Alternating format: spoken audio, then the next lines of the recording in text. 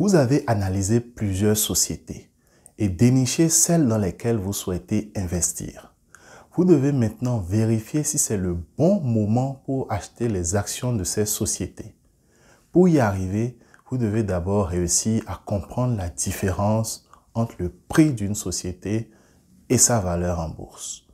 Bonjour à tous, c'est Priyan Indossou, fondateur de richebourse.com. Si vous n'êtes pas encore abonné à cette chaîne, je vous invite à le faire pour ne pas rater nos prochaines vidéos sur la bourse. Bien, c'est parti.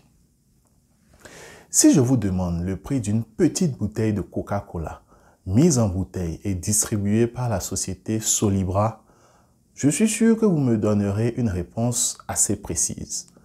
Si je vous proposais d'acheter cette même bouteille à 5 000 francs, vous refuseriez sûrement parce que vous connaissez très bien le prix normal. Il est beaucoup plus difficile de savoir quelle est la valeur de la Solibra en tant qu'entreprise. L'investisseur moyen n'a généralement aucune idée de la valeur réelle des sociétés cotées en bourse, celles dans lesquelles il investit pour se bâtir un patrimoine. Le prix d'une action, autrement dit son cours de bourse, est le montant convenu entre les acheteurs et les vendeurs. Comme nous l'avions vu dans une vidéo précédente, ce prix n'est pas toujours fixé de manière rationnelle et défie même parfois toute logique. Le prix auquel les investisseurs acceptent d'acheter ou de vendre un titre à court terme ne révèle rien au sujet de la valeur de l'entreprise. Le meilleur conseil à ce qui a trait à la comparaison entre le cours boursier et la valeur de l'entreprise est le suivant. Vous devez traiter votre investissement dans une société cotée en bourse comme si vous aviez acheté toute l'entreprise.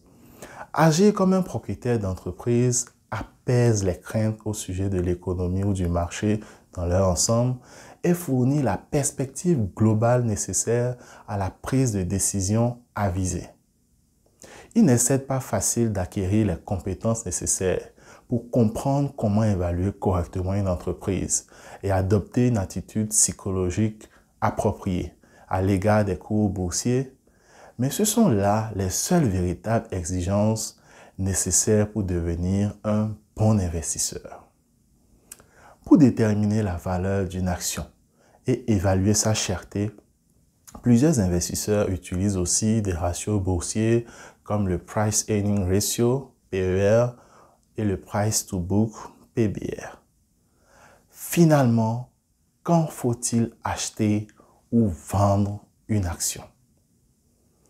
Si l'action est échangée à un prix plus élevé que son estimation, alors la recommandation sera de ne pas acheter le titre et de rester en dehors, voire de le vendre.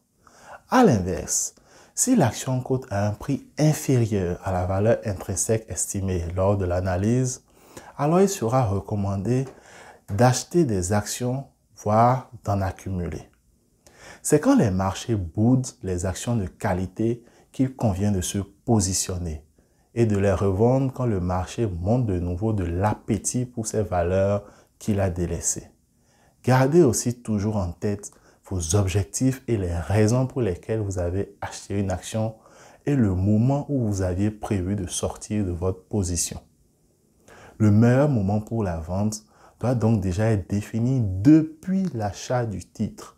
Vous n'aurez ainsi pas 1001 questions à vous poser au moment de vous séparer de certains titres. Pour vous aider à mieux apprécier la valeur réelle des sociétés et ainsi vous orienter sur le meilleur timing d'achat ou de vente des actions, la plateforme richebourse.com met à votre disposition plusieurs outils intéressants à travers son offre premium. Je vous mettrai en description les informations à ce sujet. Merci d'avoir regardé cette vidéo. N'hésitez pas à la commenter et si vous l'avez aimée, merci de la partager autour de vous. Portez-vous bien et à bientôt.